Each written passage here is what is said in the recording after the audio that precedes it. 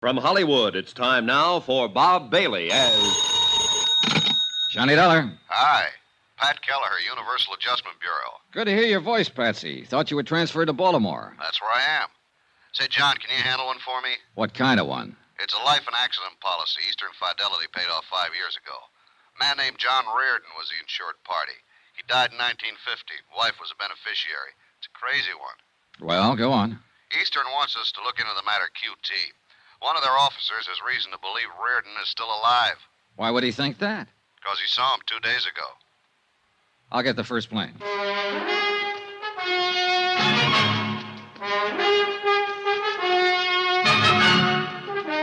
Tonight and every weekday night, Bob Bailey in the transcribed adventures of the man with the action-packed expense account, America's fabulous freelance insurance investigator. Yours truly, Johnny Dollar.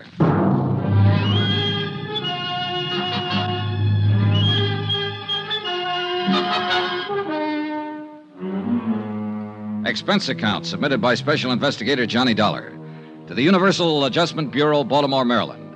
The following is an accounting of expenditures during my investigation of the Chesapeake fraud matter. Expense account item 1, $22.75, plane fare and incidentals, Hartford to Baltimore. I arrived at 3:15 in the afternoon at Friendship International Airport. It was a cold, gray day. I took a cab directly to Pat Kelleher's office. Good to see you, John. He was 10 pounds heavier. Outside of that, he looked swell. We'll have to have dinner once a week, my wife. Where are your bags? You didn't go to a hotel. I checked my stuff at the airport, Patsy. I didn't know how long I'd be here. Over the Alleghenies on the plane, I got to thinking about the number of alive but dead reports I've investigated at one time or another. They happen all the time, but they never pan out. Yeah, well, this one isn't like that, John. Sit down. Thanks. You know, when a man like Paul Coombs, chairman of the board for Eastern Fidelity, not to mention vice president of 2 oil companies and 1 construction company, when he romps in here and says somebody's still alive, it's supposed to be dead, we got to listen to him. Sure you do, Pat. It's your job. Your job now. Coombs claims he not only saw Reardon, but talked to him. I'll go into that later. Policy was issued in 1944. Mm-hmm. My wife's the beneficiary. Yeah. Elizabeth Jane Reardon, $10,000. 20, John. Double indemnity on the accident clause. Oh. Well, look, I'll look at this stuff later. Maybe you better tell me about that first. Okay. John Reardon was lost in a boat accident out on Chesapeake Bay. When? August 13th, 1950. There were 4 people in the party. They went out for the afternoon on a power cruiser, and the thing exploded in the middle of the bay. Oh, yeah, I may have read about it. Was there a man named Sharpston involved? Yeah. Sharpston owned the boat. He and his wife were aboard, and another man named Blaine. Did all of them go down? That's right. They recovered Mr. and Mrs. Sharpston's body and Blaine's. They never found John Reardon. What caused the explosion? No explainable reason. It was never determined. Oh, there's always a reason. Yeah, well, that probably blew up with the boat, too. As it happened, we conducted the investigation for Atlantic States Limited. They held the insurance on the Sharpstons and the boat. These are our findings in the matter. We found no reason for Atlantic not to honor the claim made by Sharpston's estate. Mm-hmm. How about the other man who was killed, Blaine? His case was adjusted by another company. So that leaves us John Reardon. Yeah. About a month after the accident, his wife filed claim for payment. Our investigation was ended by then. We notified the insurance commission of the circumstances of his death and requested a judgment. Routine. Did it go through all right? Yeah. The appellate court declared John Reardon legally dead after the required 3-year waiting period. Pretty standard when there's no body. Sure. Eastern honored the claim and paid Mrs. Reardon $20,000. So, that's about it. Except that now somebody thinks he's alive. Not just somebody. Paul Coombs. Yeah. And if that's so, Eastern's been swindled for $20,000. Tell me about the beneficiary. Miss Reardon? Mm-hmm. Nice woman. Met her a couple of times. She didn't need money, I can tell you that much. Oh? Yeah, worth over $200,000. Never married again. You say she didn't file her claim until a month after the accident. That's right. She ever give any reason for waiting that long? Well, she was pretty broken up about it. The money wasn't important particularly. Maybe she just forgot. Pat, I've got a question. What's that, John? How can you forget $20,000? Expense account item 2, $10, for drinks I had with Pat Kelleher while we talked some more about the Reardon case. At 7 o'clock that night, I had on a fresh shirt and a press suit. They seemed to impress Paul Coombs, vice president, chairman of boards, etc. Dollar? That's right, Mr. Coombs. Universal Oh, adjustment. yes, of course. Come in. I talked with Mr. Kelleher there. He sent you? Yes, sir. Yes. Oh, yes. I recall your name now. Yeah. Mm-hmm. Well, we can sit here, Mr. Dollar. Now, you hear about John Reardon, of course. That's right. I'm glad they sent a man like you. I'm glad you're the one who's going to look into it. You puzzle me, Mr. Coombs. No, I don't. And that's a compliment to your perceptive abilities, young man. As a matter of fact, you're here because you're only curious about me. You want to have a look at the man who thinks he saw John Reardon alive, right? I suppose so. You don't believe he is alive? I didn't say that. I admire your caution. I'm glad you're the one who's going to look into it because, well, John Reardon was a close friend of mine. Oh, I didn't know that. Yes, I knew him for a number of years, and Mrs. Reardon. He was a fine, sensitive man. I'm sure you'll know how to handle him when you meet him. You sound very certain that I will meet him, Mr. Coombs. There's no doubt in my mind about that. 3 nights ago at the Brown Palace Hotel in Denver, Colorado, I saw John Reardon. I walked up and spoke to him. I talked with him for 15 or 20 minutes. I know it was him. He didn't admit it. He denied it completely. He told me his name was Frank Bauer and that he had lived in Denver ever since the war. Frank Bauer? Yes. I was so certain it was John Reardon, I insisted. He laughed at me, seemed good-natured about it, even bought me a drink. I see. I asked him where he had lived before Denver. He said something about Toledo. Uh-huh. I asked him if he'd gone to college there. He told me he'd gone to Ohio State. Told me he was an engineer, a mining engineer. Everything he told me seemed plausible and reasonable, except that all the time I knew he was lying. I knew his name wasn't Frank Bowers. That was John Reardon. How did you leave it with him? Well, the whole thing unnerved me somewhat. I'm afraid I looked like rather a fool. I simply caught my limousine out of the airport and came back here to Baltimore. Did you get his address in Denver? No. Any of his business connections, anything like that? No. Was he alone when you met him? There was no one with him. At the bar, he even ordered his drink the way John always ordered it. You know, like this. Oh, yeah. Well, a lot of people make that signal for 2 fingers of bourbon. Wore clothes the same way, too. Have you spoken of this matter to anyone outside of Pat Kelleher? No. I thought it should be looked into before I called up Elizabeth. Elizabeth? Elizabeth Reardon, John's widow. Oh, yes. It'll do no good bothering her just now. I'm afraid she'll have to be bothered. Why? Can't you investigate the information I've given you without upsetting everyone? With this kind of information, somebody's bound to get upset. Look, don't put restrictions on me, Mr. Coombs, or we won't get anywhere. You say John Reardon was a close friend of yours. Yes. I presume his wife was, too. That's right. A lovely, lovely person. Yeah, I'll keep that in mind when I talk to her. Maybe you aren't the man for this. You can get somebody else, Mr. Coombs. No. It's just that I suddenly had a strange feeling about it all. Depressing. If John Reardon is alive, and you seem to be certain of it, then I understand your feeling. How's that? Your friend's party to a $20,000 fraud, not to mention his wife. Possibly he's not as sensitive and she's not as lovely as you thought.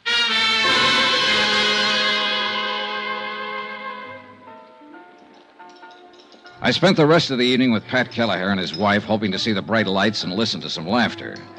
We picked a couple of fancy bistros and started the rounds to watch champagne flow and eavesdrop on the happy stories of success, promotion, and love. But it didn't work. Like the place, John? It's swell. You're as low as a cricket's ankle. Well, today a man kept telling me a friend of his was alive who's supposed to be dead. He told me what a fine fella this friend is, or was. Yeah.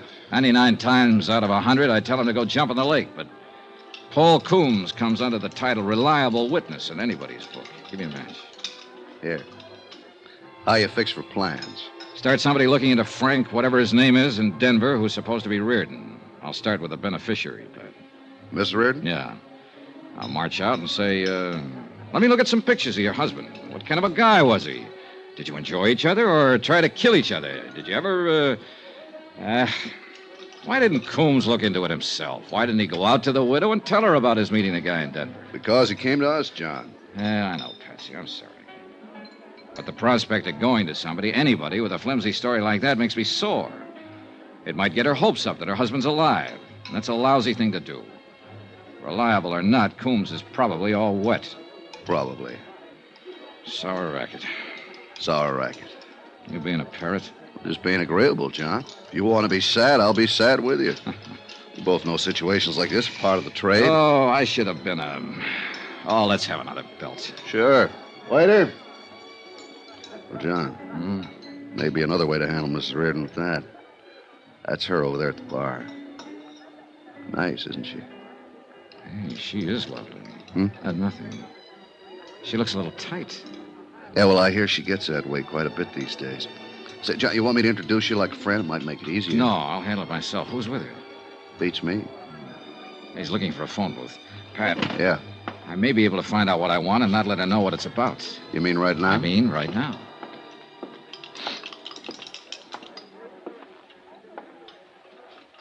Hello. You're Elizabeth Reardon, aren't you? Why, yes. Oh, probably you don't remember me. My name's Johnny Dollar. We met some time ago. I'm afraid I don't remember, Mr. Dollar. I'm in the insurance business. Don't remember? Well, where was it we met? No, I can't remember. May I sit down? Well, I'm expecting someone who'll be back in a minute. Yes. Would you care for a drink? I have this one, thank you. Oh. How's John these days? John? Your husband, Mrs. Reardon. His name is John, isn't it? My husband's been dead nearly 5 years. Oh, I'm sorry to hear that. I mean, it must be... Well, this is very awkward. That's all right. 5 years. I could have sworn it was just 3 years ago I met you and John. In Denver. It couldn't have been. We were never there.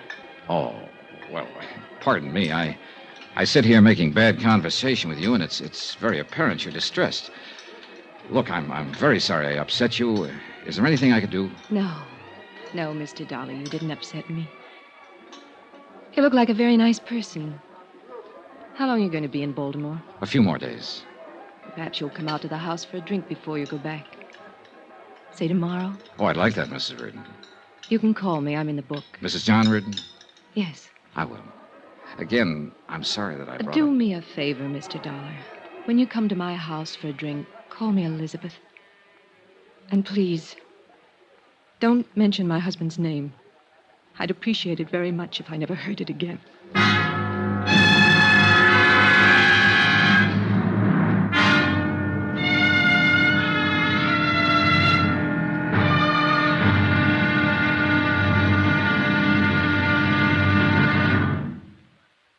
There'll be another exciting episode in our story of the Chesapeake fraud matter tomorrow. Tomorrow, a little talk to a widow who might not be a widow at all. And a strong feeling that a smile can sometimes be more dangerous than a gun. Join us, won't you? Yours truly, Johnny Dollar. From Hollywood, it's time now for Bob Bailey as... Johnny Dollar. Pat Gallagher at Universal. How'd you make out with Miss Reardon? I met her. She thinks I'm an insurance broker or something. I told her I knew her husband when he was alive. Industrial hazard lying. Part of the business, John. Did you find out anything that'll help you? I found out she's pretty upset about everything in the world. That's the only report you have for Universal Adjustment Bureau? Oh, she invited me for cocktails. I'm going to call her later this afternoon and keep the date. Maybe I'll get some information then. Cocktails, say. You made out okay. Oh, shut up.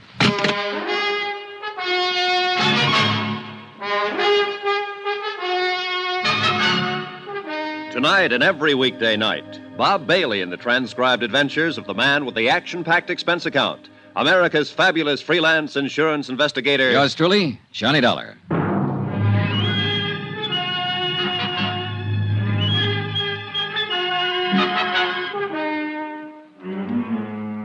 Expense account submitted by Special Investigator Johnny Dollar to the Universal Adjustment Bureau, Baltimore, Maryland. The following is an accounting of expenditures during my investigation of the Chesapeake fraud matter. Expense account item 3, $23.60, long-distance telephone call to George Hanley in Denver, Colorado.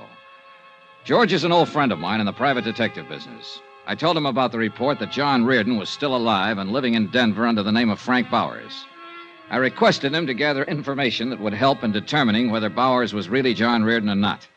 I spent the remainder of the day reading over the facts of the case as supplied to me by Pat Gallagher of Universal Adjustment.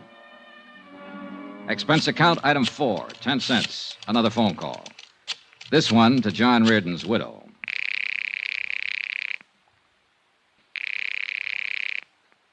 Hello? Mrs. Reardon, Yes. this is Johnny Dollar. Oh, yes, Mr. Dollar. You're the man who used to know John? Yes. I asked you over for a drink. I hope you're coming. What time? 7 would be fine.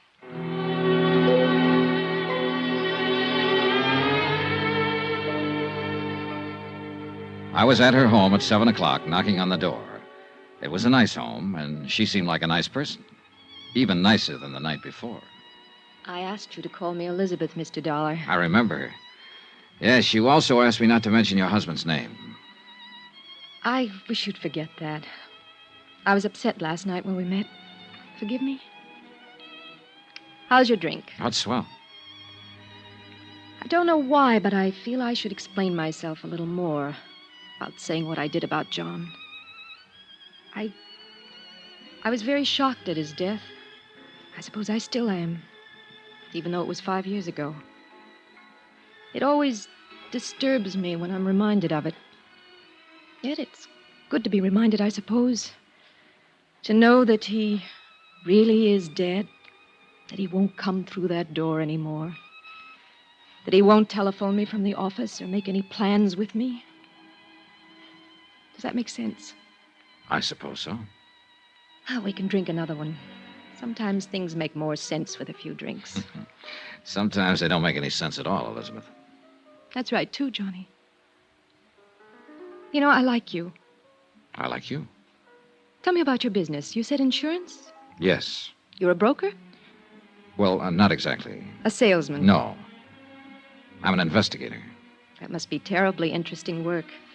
I suppose you travel everywhere. Have you ever been to... She had a nice mouth. Soft, frank, wide-open eyes. A couple of times I was on the verge of telling her exactly what I was working on and why I was talking to her. But I didn't. Somehow I felt comfortable in the house. Over the drinks and music, we eventually got around to John Reardon. She told me of their 4 years' marriage that ended with his sudden death. Gave me everything I could possibly want to have. Why do I tell you all this? I never talked to anybody about it. Oh, I don't know. Possibly because you just want to talk to somebody about it. You're easy to talk to, Johnny. I was 19 when I was married. I'd never known another man. It was wonderful at first. Wonderful all the time, I suppose. I just wasn't grown up enough to realize it. Can I ask you a question? Surely. Did you really love him? Yes. I'm not convinced. Why? Oh, just a feeling. Well, I did. I'm not so sure he loved me. That's an awful thing to say. No, I don't think so. It's probably been on your mind a long time. You don't know me from a load of coal, but we've sat here and talked an hour. I think I know you. I think so, too. You still seem very despondent about his death. Yet you aren't sure he loved you. I loved him. Oh. Here I am explaining things again, I suppose because they sound so foolish. Once, we both loved each other. Very much. But we kicked it away. We just didn't get along. He was out spending his money on other people, and I was taking up this pastime. Can you tell when I've had too much? No. Thank you. Thank you awfully. Oh, Hugh. Elizabeth. Johnny, this is Hugh Bryan. This is Mr. Dollar, Hugh. Hello, Mr. Dollar. How's your drink, Liz? Fine. Now tell me again, who is this? This is Mr. Dollar. What's your business, Mr. Dollar? I haven't seen you around before. Obviously, you just met Miss Reardon, or you'd never start drinking with her. I wouldn't? No. That's true, Liz, isn't it? He was a friend of John's, Hugh. Well, that's nice. I don't think I ever heard him mention your name. I was a friend of his, too. As a matter of fact, his attorney. Hugh, you don't have to do this in And front since of John me. is no longer here, I've undertaken to look after some of the problems he left behind him, as an old friend would. Elizabeth, say good night to Mr. Dollar. Now, look here, say good Hugh. night to him. He's just leaving. Maybe it's better right now, Johnny. Good night. Do you want me to leave? She just said it would be better. I'll call you at your hotel. Good night. Good night, Mr. No, you still have something in your glass. Finish your drink. Okay. An old friend of John's. That's good. Very good. It is? She picked you up in a bar last night. I saw her. I was with her. You never knew John Reardon in your life. You have no business being here, and I don't like cheap opportunists invading her home. Evidently, you can talk to her any way you want to, and she'll take it. Why, I don't know. But don't talk to me that way. I don't have to take anything. You were just leaving, weren't you? Hugh Bryan was a large, bristling sort of man with a smooth manner. I didn't like him, and he didn't like me. Expense account item 5, $18. Even cab fares, lunches, etc., in and about Chesapeake Bay, talking to the principals connected with the boat explosion death of John Reardon. One of these was Lieutenant Jack Halverson, United States Coast Guard. You want some coffee? If I have to go out in that wind to get it, no. Make it right here for just such occasions. Just a sec, I'll plug her in. There. Brother, someday. It's nice in the summertime. Now, what can I do for you? Tell me about the boat going down. You made out the report for the Coast Guard. You mean the Sharpston's boat? Yeah. We have a reliable witness who thinks that one of the passengers, a man named John Reardon, didn't go down with it at all, that he's still alive. You said you had my report. Those are the facts. But you picked up 3 bodies. Why not the 4th? Why not Reardon's? Well, we searched the bay for a solid week looking for his body. We used every piece of equipment at our disposal. We did everything we could. But you didn't find him. First, you come in here complaining about our weather. Now you're mad about the way we run the Coast Guard. I'm sorry. It's a very lousy-sounding apology. What do you want to find out? How that boat exploded? Why you couldn't find Reardon's body if you found the others? Now, look, if a bunch of rich jerks want to take a high-powered boat out and they don't know the first thing about high-test fuel or engine running, they're doing it at their own risk. That help? Yes, something. I wish you could have put it on the report. That's my ideas, buddy. The report just has the facts. Now, for the other, about finding Reardon. I don't know why. He blew up, went down, or drifted out to sea. If his body had been in the bay, we'd found it. Was there a chance he might have survived and been rescued? All we had left of the boat was pieces of wreckage, and if he was rescued, it was never reported, and I wouldn't know about that. Could that have happened? Sure. I could be an admiral tomorrow, too. It was 4 o'clock in the afternoon when I got to Elizabeth Reardon's house. You? Hello, Mr. Bryan. Is Mrs. Reardon in?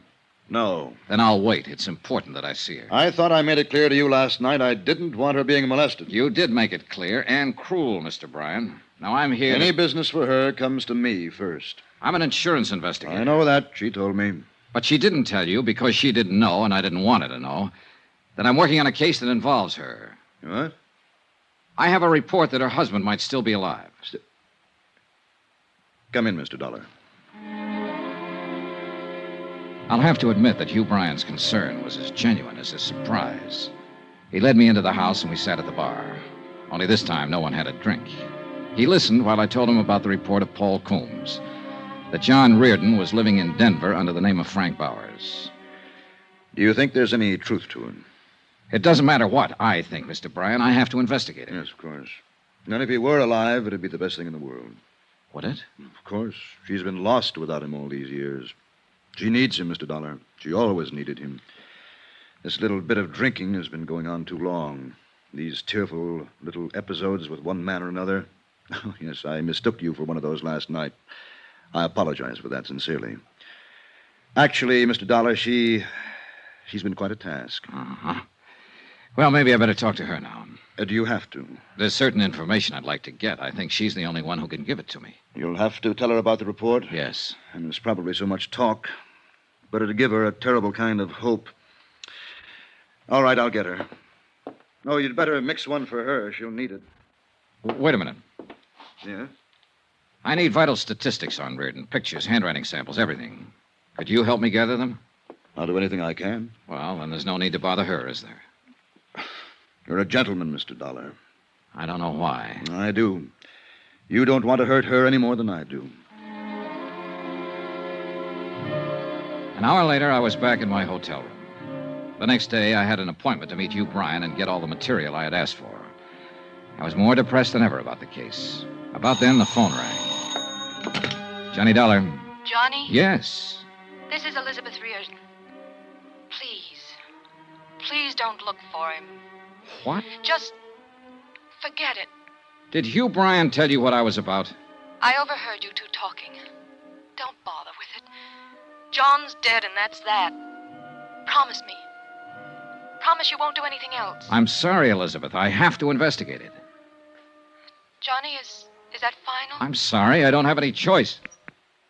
Elizabeth? Elizabeth!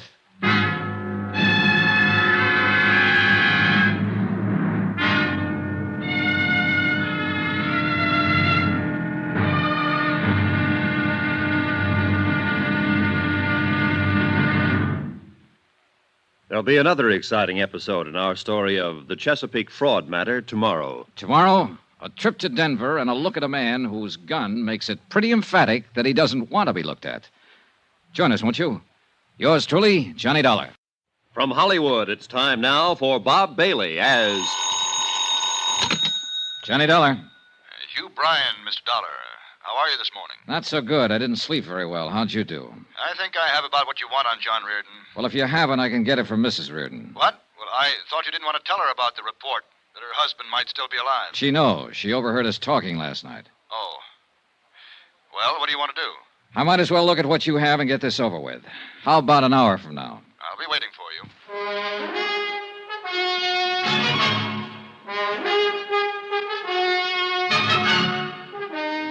Tonight and every weekday night, Bob Bailey in the transcribed adventures of the man with the action-packed expense account, America's fabulous freelance insurance investigator. Yours truly, Johnny Dollar.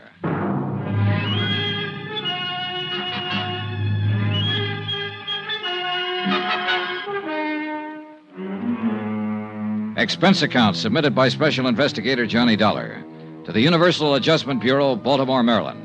The following is an accounting of expenditures during my investigation of the Chesapeake fraud matter. Expense account item 6, $1.50. One collect telegram from Denver, Colorado. I've located Frank Bowers as per your request. Cursory investigation discloses little evidence that would lead me to believe he might be the John Reardon of Baltimore. Looks like a ham bone to me, Johnny. What do I do now? Signed, George Hanley, George Hanley Investigations Incorporated, Denver, Colorado. Item 7, $2. Same thing. Telegram from me. Things are about the same way here. Sit tight. I'll see you in a day or two. Love, Johnny. Once the telegrams were out of the way, I walked 3 blocks from my hotel to the office building of Hugh Bryan.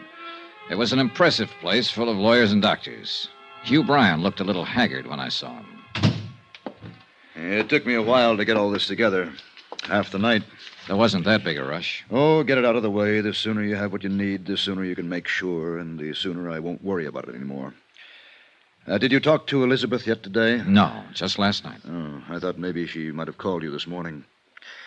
I'm so sorry for that girl. Well, don't feel too bad, Mr. Bryan. We both did everything we could to keep the report that her husband might be alive from her. Awkward as it was. Yes, I know.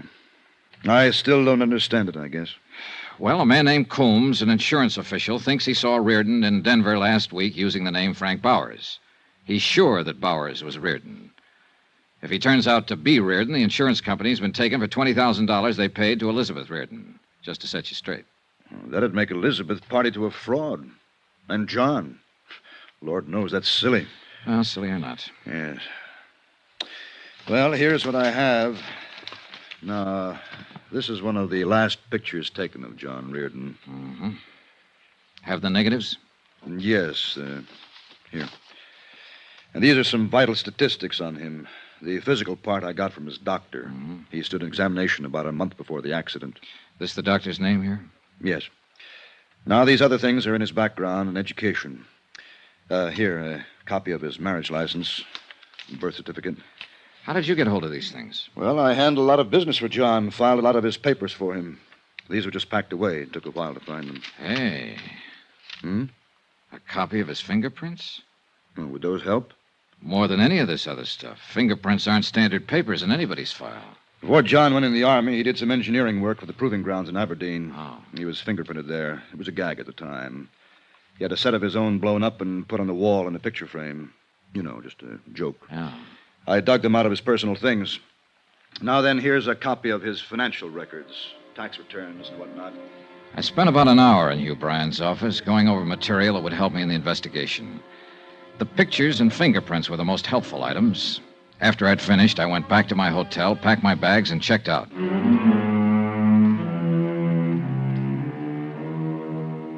Expense account item 8, $398. My hotel and incidentals in Baltimore and plane fare to Denver. I got there at 9 in the morning. The air crisp, thin, and full of sunshine.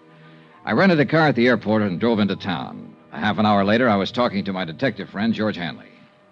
How do you like Denver, old pal? I haven't been here for a few years. Doesn't look the same. Bigger and better, huh? They're thinking of putting up buildings as big as those mountains over there.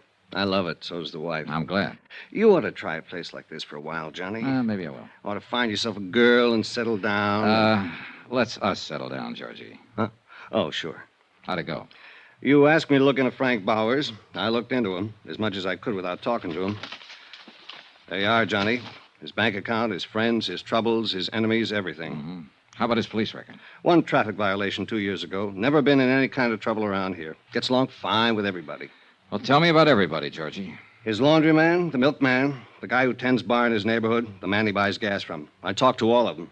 How about the people he works with? Well, he don't do much of that as far as I can see. He's got an office downtown, calls himself a consulting engineer.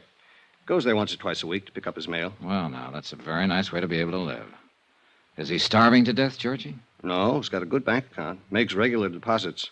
Money comes from a New York bonding firm. He owns a little two-bedroom house out beyond Park Hill. Paid $38,000 for it. Well, Sleeps in one bedroom, uses the other one for a kind of studio. Putters around with clay, oils, and according to the nosy dame who lives across the street, he tries to write. how about his friends? Lots of them. Pays his bills, gets drunk now and then, normal. Tell me about his wife. He hasn't got one. Lives alone. Find out who he goes with, Georgie. No, as much as I could find out, he doesn't go with anybody. Enemies?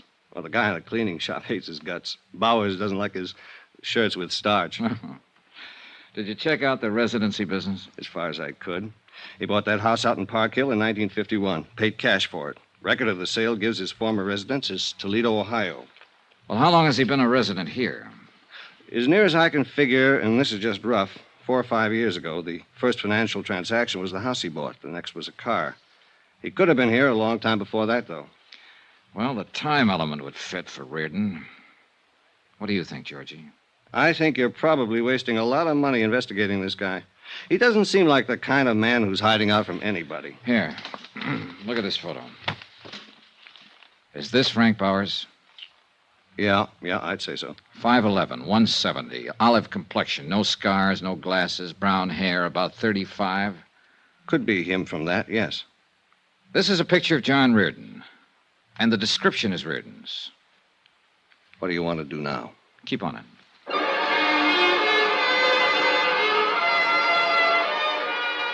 I got George Hanley busy making a check with some people in Toledo who could find out whether or not a Frank Bauer had once lived there. Then I took my rented car and drove out to the address Hanley had given me. It was in the east side of the city near the airport, a one-story frame house, a 53 Merc in the driveway. I'm looking for Mr. Frank Bowers. Oh, who are you? Johnny Dollar. Oh, I'm Frank Bauer. Well, I'm an insurance investigator, Mr. Bowers. I'd like to talk to you. Oh, come on in. Thank you. Take a chair anywhere, huh? What's on your mind? Just making a routine check, Mr. Bowers. Thought perhaps you could help me. Well, I don't know anything about my neighbors, if that's that kind of thing. No, I'm running down a report that came across our office in Baltimore. Baltimore? Ever been there, Mr. Bowers? No. Swell place on Chesapeake Bay. Well, I like Denver. What's this all about? Huh? Well, do you happen to remember a few days ago when you were at a place called the Ship's Tavern? Well, that's in the Brown Palace. This was last Friday, to be exact. Should I remember? What'd I do, steal an ashtray or walk out on a check? Well, a man from Baltimore was there that day, Mr. Bowers. His name was Coombs. Paul Coombs. You met him.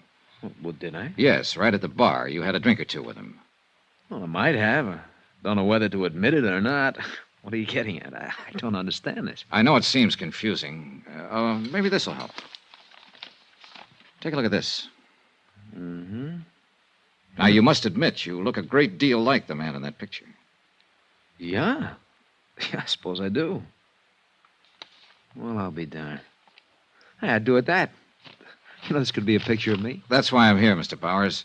You see, the company I represent insured the man in this picture for quite an amount of money. His name was John Reardon. He was lost in a boat accident in Chesapeake Bay 5 years ago. The Mr. Coombs who met you at the bar here last week thought you were John Reardon. Well, I don't blame him. But I'm not. Close, though. Now, want to smoke? Oh, thanks. Thanks. Sure. Mr. Coombs was a lifelong friend of John Reardon's. I have his sworn statement here about that meeting with you and the certainty of his identity. You do? Yes, right here. Would you like to see it?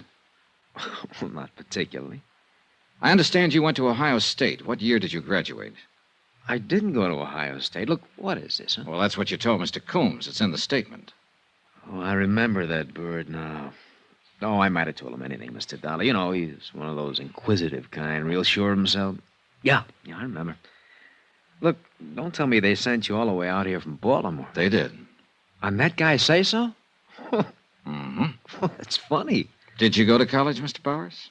What? I'd like to clear up that detail. Did you go to college? Well, yes. I went to Carnegie Tech, 36 through 40. You haven't lived all your life in Colorado, then. Where else have you lived? Look, do you have any right to ask me questions like this? No, but you'll help me a lot if you'll answer them.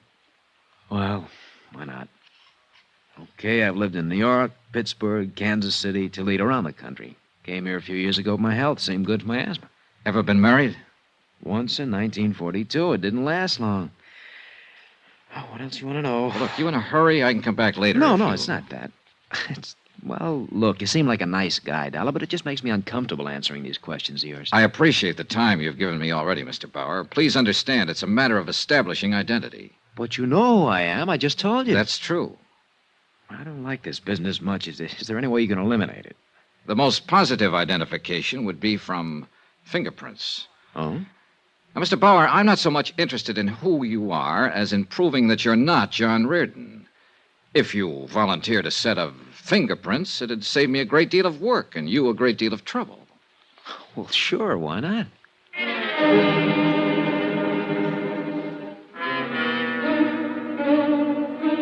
We drove downtown together to George Hanley's office and used the portable fingerprint kit.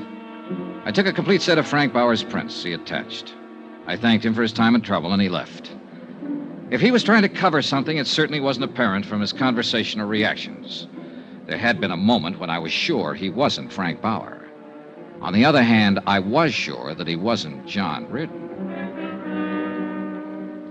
That cuts it, Johnny. Right thumb and index prints don't match at all. Oh, not even close, George. And I thought I was getting somewhere. I found out he was never in Toledo, or at least never registered or licensed as an engineer. Well, these prints do it. When you going home, Johnny? Oh, I don't know. There's no reason to stick around any longer. This is crazy. You proved your case with the prints. He was too anxious to help me prove it, Georgie. You ask any ordinary man on the street 2 personal questions about himself, and he'll tell you to go jump in the lake. You ask him for his fingerprints, and he's liable to smash you. So? Get on him. Stay with him 24 hours a day. Get a couple of other men. It'll cost you money. Get busy. Expense account item 9, $200, detective service. I didn't believe Frank Bowers. I didn't believe his background. And most of all, I didn't believe his fingerprints.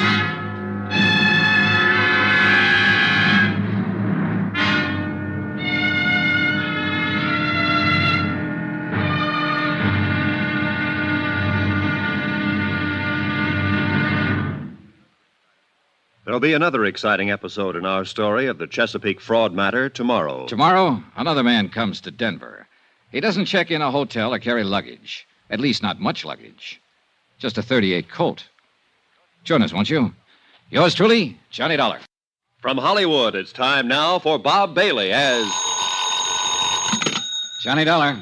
This is Western Union, Mr. Dollar. Message for you from Baltimore, Maryland. Okay, go ahead. Received your air special regarding investigation of the Chesapeake matter. You've proved Frank Bowers of Denver is not John Reardon of Baltimore. Fingerprints don't lie, therefore logical to believe John Reardon really dead. Come on home, your expenses are running too high. That's signed Pat Kelleher, Universal Adjustment Bureau. Should I mail this to you? No, that's all right. Can I send an answer? Yes, sir. Pat Kelleher, Universal Adjustment Bureau, Baltimore, Maryland. Fingerprints don't lie, but people do. All the time. For all sorts of reasons. It may be finished as far as you're concerned, but I'm just beginning. Love, Johnny.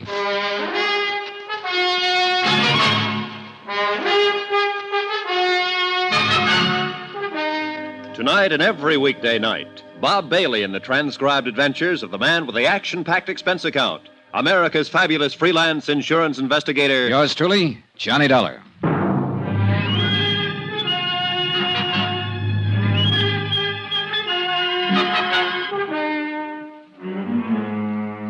Expense account submitted by Special Investigator Johnny Dollar to the Universal Adjustment Bureau, Baltimore, Maryland. The following is an accounting of expenditures during my investigation of the Chesapeake fraud matter. I'd set out to prove that John Reardon had not died back in 1950 in a boat accident on Chesapeake Bay. To prove that he was still very much alive in the person of one Frank Bowers, currently living here in Denver, Colorado. Everything, all I could learn of the man's history, reports from his neighbors, friends, even his fingerprints, everything indicated he really was Frank Bowers. And yet, for some fool reason or other, I wasn't convinced. Expense account continued. Item 10, $63 for one overcoat. Denver can be a very cold city when the wind comes in from the north and it decides to snow. Almost as cold as the damp wind off Chesapeake Bay on a certain day back in 1950. Hi. Hiya, George. How's it going? Well, I watched Bauer's house from 6 last night till 2 this morning. He read a book last night in the living room. He made a phone call, and then he went to bed. And then I went home and went to bed. How many men have you got working? 2 others beside myself. We're keeping an eye on Bowers round the clock. I go on again at 6. Okay, good. I don't know why, Johnny. He isn't your guy, and you know it. Fingerprints proved it. We can watch him from now till doomsday, and nothing's going to change that. Oh, look, don't you start, Georgie. Huh? I got a wire from my home office this morning telling me to close it up and come on home. Why don't you close it up and come on home?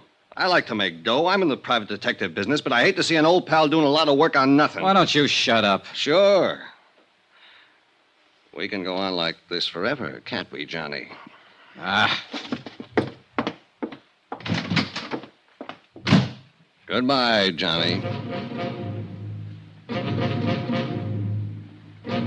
I walked around the streets of Denver trying to enjoy the sights. But mostly I wasn't enjoying anything. I was thinking about the whole case from beginning to end, and my only reason for hanging on and being stubborn about it was the fact that Frank Bowers had been too anxious to cooperate. Too anxious to help me prove so easily that he was not John Reardon. And then something else happened. He got anxious once more. Yeah? Mr. Dollar, this is Frank Bowers. Oh, hello. You didn't tell me where you were stopping. Phoned everywhere in town. Wondered how you made out. Made out? Yeah, with my fingerprints. Oh, yeah. Well, they don't match at all. Oh, then I'm not your man. Guess not, Mr. Bowers. Well, I was just curious. Didn't hear from you after you took the sample of my prints. Oh, that was pretty nice of you to help me out. How can I thank you? Well, you could buy me a drink if you want to. Hey, you're on. All right, meet you at 6 at the Ship's Tavern. It was the voice of a confident man again. An overconfident man. The kind who sandbags in a poker game, who knows about a boat ride and a horse race. And so help me, I knew I was right about him. Expense account, item 11, $14, booze. For Frank Bowers and myself in the Ship's Tavern.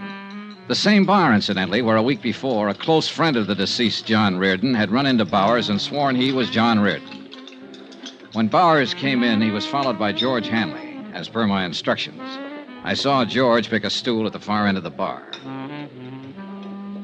Well, I suppose you'll be packing up and leaving the old Mile High City pretty quick now, huh? Did I say that, Frank? No, but I just suppose it. You will, won't you? Oh, I haven't decided yet. What do you think I should do? Huh? I said, what do you think I should do? You kidding me? Well, maybe I'm just kidding myself. But you don't seem like the kind of fella you should be, somehow. Oh, I don't, huh? No. Now, you were too nice about answering questions when I came out to your house the other day. Too nice about letting me fingerprint you so I could compare the samples with John Reardon's prints. Too nice about calling up and asking how it all came out. Came out bad, thank you. I'm a pretty nice fella. Yeah, that's what the book says. What book? I had a private detective friend make one up on you before I even got here. Friends, enemies, money, and whatnot. All very nice. Of course it is. You know what your trouble is, Dolly? You don't trust anybody. I'm a nice fella, and you don't trust me. You don't believe what you see. I believe the fingerprints don't match, if that's what you mean. You're the bird I don't believe. Hey, should I get sore? If you want to. I'm not gonna. You know why? Because I'm a nice fella. Sure you are. But you ought to get mad when a man calls you a liar. Oh, you didn't call me a liar. I meant to. You're a liar. You know what? I'm not a nice fella all the time. I'd kind of like to hit you in the face or something right now. You're needling me. Am I? Uh-huh. I think I better call up a girl I know, see what she's doing for dinner. Well, see if she's got a friend. No, you're too nasty, friend. You sit tight. Order me a drink. I'll be back in a jiffy. He's a little drunk. Sure he is, George. He's also worried. Any particular reason for getting him that way, Johnny? Yes, he's using the booth in the lobby. Scoot out there and see if you can get a line on who he might be calling. Right. A long 10 minutes later, Frank Bowers came back to the bar. He was weaving a little when he got on the stool next to me. George Hanley followed him back inside and took his place at the end of the bar again. She's busy. Took her a long time to tell you that. She's a girl who takes a long time with everything. Oh, what's her name? Huh? What's her name? The girl you just called. Oh, Rita. Rita. Well, here's to Rita. Come on, drink up. You might have to eat with me. I don't want to drink to Rita, and I don't want to have dinner with you. What do you think of that? Huh? I thought you were a nice fella. Remember? God of blazes. Hold on. Hey! Johnny, you may have something with this bird at that. How come, George? That call he just made, long distance to Baltimore. I got that much. He said he'd never been there, didn't know anyone there. Keep an eye on us, Georgie. You betcha, pal.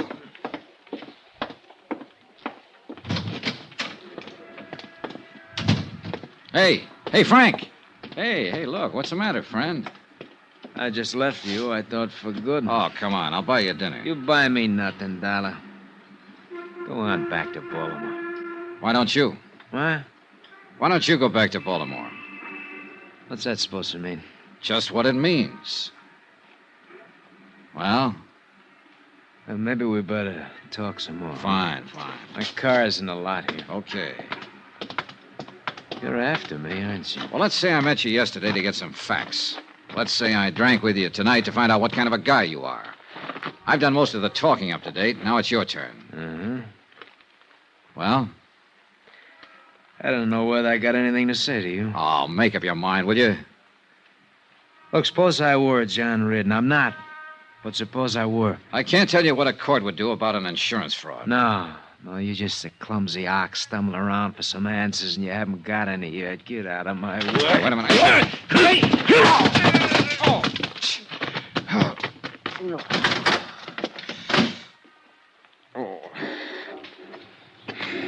He's a very handy fella.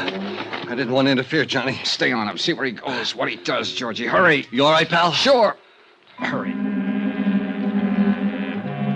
I wasn't all right at all. Frank Bowers was not only big, but fast, and he caught me off guard.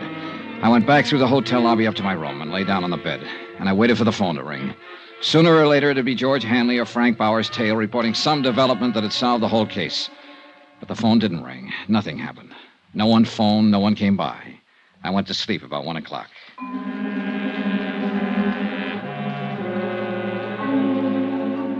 The next morning, George Hanley called and asked me how I was feeling after the punching session in the parking lot. He reported that Frank Bowers had jumped in his car, driven straight home, and gone straight to bed. Expense account item 12, 48 cents. Postage. Cost of mailing a sample of Bowers' fingerprints to Washington, D.C. At 8 o'clock that night, I had another phone call. Hi, baby. This is George Hanley. How do you feel? Okay. What's up, Georgie? I'm still keeping my eye on Frank Bowers. He's nervous, all right. Been staying in the house all day. I can see him walking back and forth in the living room. He must have smoked a package of cigarettes every hour. Uh-huh. Has he used the phone? Yeah. Looks like long-distance stuff again. You know, place the call, hang up, then wait for the operator to call back. Possibly Baltimore again. Possible. How about it? I'm thinking. Where are you? Right across the street from his house. Be right out. The heater in my rented car wasn't working that night. I remember that part very well. My feet and hands were numb with the 10 below weather when I flicked off the lights and pulled up alongside George Hanley, stationed across the street from Frank Bowers' home. It's some weather. Yeah. How's Bauer doing? I think he's got a visitor with him now, Johnny. Must have showed up while I was calling you. Big guy wrapped in an overcoat. I've seen him move around the room a couple of times. George, let's go in and shake him up. I'm tired of all this. You think he's Reardon? I don't know, but I want to wind it up one way or the other. Okay. You want to wait for his friend to leave? Nope. No, it's a nutty thing. You're the one who's nutty. You already proved he isn't John Reardon. That's all you wanted. I know. Now I want to prove I'm getting old and crotchety and don't believe what I see and hear. Bear with me, Georgie. Sure, pal. You're crazy, but I love you. Hey. Huh? Visitor's leaving. Make him? No. An overcoat and a hat aren't much to go on. He's... Georgie, come on! Hey, Johnny, look out! Before I went down, the gun of the man in the overcoat had gone off a couple more times. The nearest bullet came 6 inches from my head. Without my gun, all I could do was hug the ground for cover and try to stay out of his line of fire. The shots deafened me for a moment. When my hearing came back, I heard someone very close to me. It was Georgie. He was dying.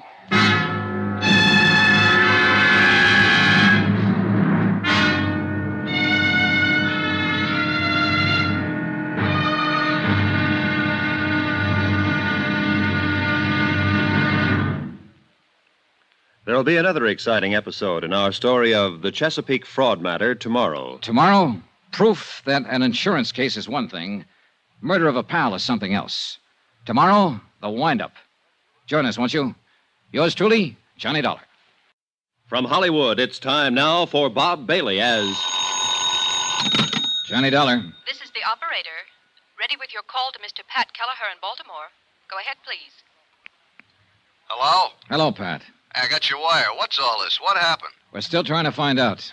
The man calling himself Frank Bowers was killed an hour ago. George Hanley, one of the operatives I had watching him, was killed, too.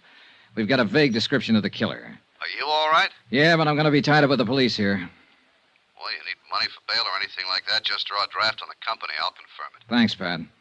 Too bad about your friend. Yeah, he was a good guy. I want to find out who killed him.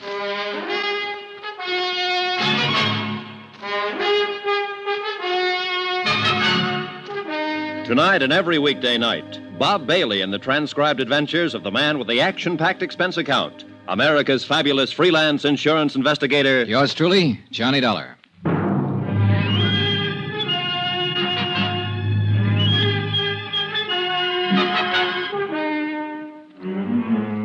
Expense account submitted by Special Investigator Johnny Dollar to Universal Adjustment Bureau, Baltimore, Maryland. The following is an accounting of expenditures during my investigation of the Chesapeake fraud matter. Expense account continued. Item 13, a quarter for some aspirin. It turned out to be a long night. Several homicide officers arrived at the double murder scene within a matter of minutes and got right down to the business at hand. Frank Bowers had been shot to death. George Hanley had been shot to death. Lieutenant Tom O'Neill was in charge, a big blond man who seemed to know what he was about. Okay, let's see that ID again. Here you go. Insurance investigator, hmm? That's right. Okay. What was your business here with these two men? My home office in Baltimore had reason to believe that Frank Bowers was really a man named John Reardon. Reardon was supposed to have died 5 years ago.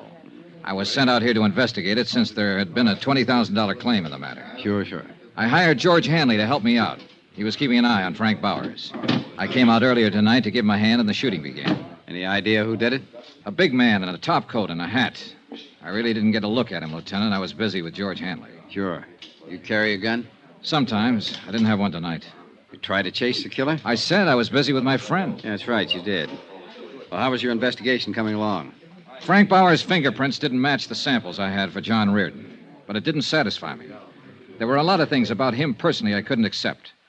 I harassed him a little last night, and he got pretty excited and slugged me. This was after I found out he'd been trying to call Baltimore. Who in Baltimore? I don't know. Well, tell me about this harassing. We'll make a check with the phone company. Well, I needled him purposely, trying to scare him into a blunder. I think I was doing pretty good. I'll never know now. Uh-huh. What else you got to say about your case? Well, that's about it, Lieutenant. It is, huh? Well, that's all I got to say because that's all I know about it. Next time, be careful with your needling tactics, boy. I was doing what I thought best on the case. Sure you were. You were doing swell. You let a friend of yours get shot down in front of your eyes. Not to mention the other guy. You can't give us a description of the killer or a hint at the motive. Now, maybe George Hanley wasn't a friend of yours at that. Why, you... Dad, take it easy, kiddo. Take it easy. Remember to blow the bell, and I'm sorry. You've had quite a night. Nobody in your business or mine knows what's behind the door when he kicks it in. I'm just a cop trying to get straightened out, so I push too hard sometimes. We'll get it taken care of. Nobody walks in a man's house and shoots him down without somebody hearing something or seeing something. I mean, somebody besides you. Now, my men will cover every house in the block, in this whole area if we have to. Bound to be somebody somewhere. The dogged Lieutenant O'Neill turned out to be 100% correct. In fact, he turned out to be 300% correct. For by 11 o'clock the following morning, his men had located 3 different people who had information about the brutal murders of Frank Bowers and George Hanley. The first was a man named Randall who had lived across the street. He had seen Bowers open his front door and admit the unknown killer. He said he wore glasses. The second was a paper boy who had come to collect while the killer was there. He stated that the killer and Bowers were arguing when he came up to the door. The third witness, a housewife, gave the most important information as to the man's description. He was a good deal taller than Mr. Bowers. How much taller? 3-4 inches at least. I saw him standing in the doorway from here. He had on a brown tweed topcoat. My husband has one just like it. How old would you say he was? 45. Have you ever seen him before? No. Would you know him if you saw him again? Yes, anywhere. You got that good look at him, huh? Yes, the porch light was on. Here's something, Dollar. Lieutenant O'Neill had issued an all-points bulletin based on the combined descriptions given by the witnesses. In the meantime, his men had checked the local cab companies and found out that one of the drivers had carried a fare to Frank Bowers' home at 8 o'clock in the evening. The cab driver verified the housewife's description of the suspect and added the important information that he'd picked up the man at the airport. When that was checked, it was found the man had come in on a plane from the east at 5:45 in the afternoon. He had used the name Orrin Williams. Expense account item 14, $8.95. Another long-distance phone call to Baltimore and Pat Kelleher. Well, I'll be darned. Do you have to stay there, John? Of course I have to stay here. I'm a material witness. Not to mention the fact that a pal of mine was shot down. Don't get on your high horse, John. It was just a question. Have any idea what it was all about? Well, at the moment, I'm just sure a guy named Orrin Williams flew in, shot up 2 people, and beat it. If we had Williams, I'd give you the whole thing on a silver platter. You're awfully touchy. Well, this thing has gotten out of hand. Well, I won't press you on it anymore, John. You do what you think is best. As far as the company's concerned, it's really not our business anymore, is it? It's our business until it's cleared up. Well, I mean Bowers. He wasn't John Reardon. Dollar? Hold it, Pat. Yeah? Answer from Washington on your wire. Yeah? Here. Let me see. Pat. Yeah? It is our business after all. Huh? The lieutenant here sent a hurry-up request to Washington on some of Bowers' fingerprints I mailed a couple of days ago. They check out. I don't get it. Bowers was John Reardon. Oh. Well, where'd you get the samples of Reardon's prints that didn't check out? From Hugh Bryan, Reardon's attorney. I better call him. Don't you dare. Don't open your mouth. I'll handle it when I get there. Tell me about this fella, Hugh Bryan. According to the phone company, that's the man Bowers was trying to call in Baltimore. I told him all I knew, and Lieutenant O'Neill listened thoughtfully. It became apparent from that point on, since Bowers' true identity had been established through Army records, that the bulk of the case could be concluded not in Denver, but in Baltimore. Expense account item 16, $216 plane fare and incidentals, Denver to Baltimore. I arrived at 10:15 in the evening, checked with the Baltimore police, who had been informed of the case by Tom O'Neill in Denver. At his request, they'd taken no action as yet. From the police station, I went directly to Hugh Bryan's residence. The house was English, conservative, and expensive. The fire in the living room looked cheerful when the door opened. Elizabeth Reardon did not look so cheerful. Hello, Johnny. Hello, Mrs. Reardon. Didn't expect to find you here. No, I suppose not. I never expected to see you again. Elizabeth, I have something to tell you. Don't tell me now, Johnny. It's about your husband. All right. I want to tell Mr. Bryan, too. He's upstairs in his study. Wait. Look, I've done what I thought best about all this, and I'm trying to do what's best now. It doesn't make any difference, Johnny. I'm a married woman again. Huh? Yes. You and I were married this morning. Excuse me. I walked in and watched John Reardon's widow, alias Frank Bauer's widow, now Hugh Bryan's bride, disappear up a column stairway. The news that she had married Hugh Bryan cleared up some of the small doubts in my mind. When Bryan came back down the stairs with her, he looked anything but the happy bridegroom. Hello, Dollar. You're a late caller. Yeah, I'm sorry about that. Congratulations. Thank you. How did you come out in Denver? Everything okay? No, everything's not okay. Well, what's the matter?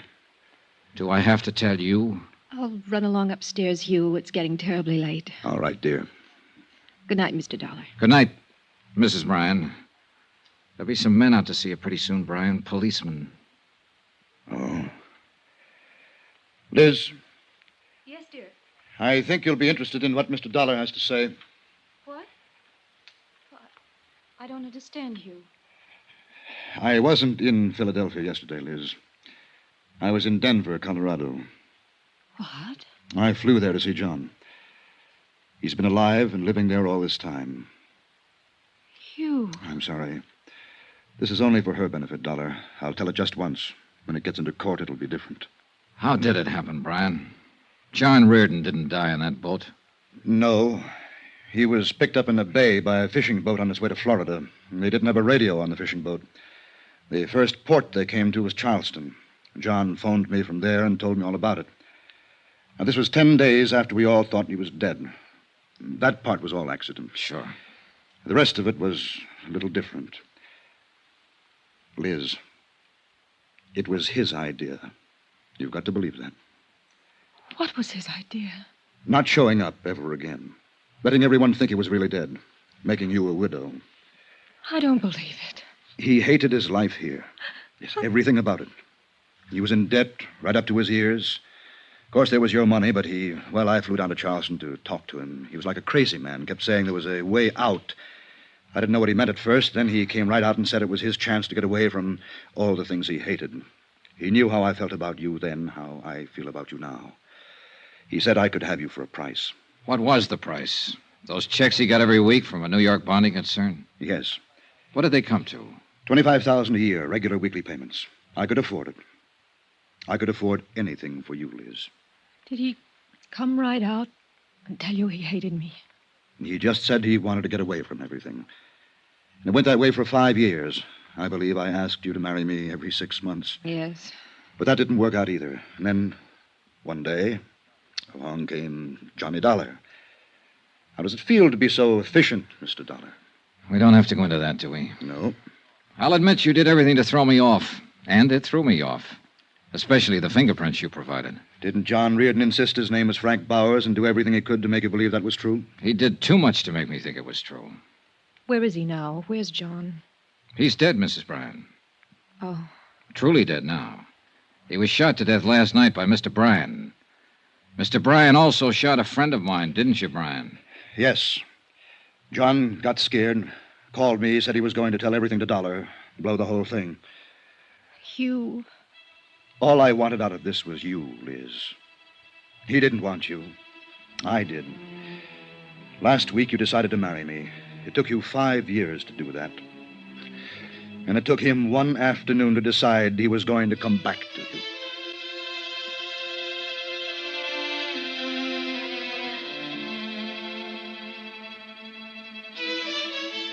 The proof that John Reardon's widow is guilty or not guilty of a fraudulent insurance claim is a matter for Eastern Fidelity to decide. The matter of Hugh Bryan and 2 murders is a matter for the courts.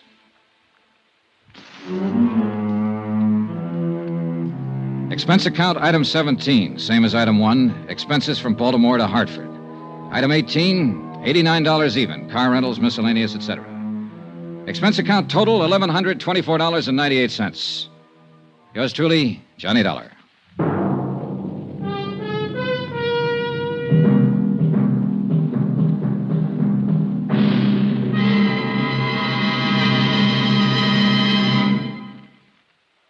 Remember, please, there'll be a new exciting story on Johnny Dollar beginning next Monday. Next week, a quiet, sleepy little town in Mexico and a beautiful senorita that, well, things didn't stay quiet and sleepy for long. Join us, won't you? Yours truly, Johnny Dollar.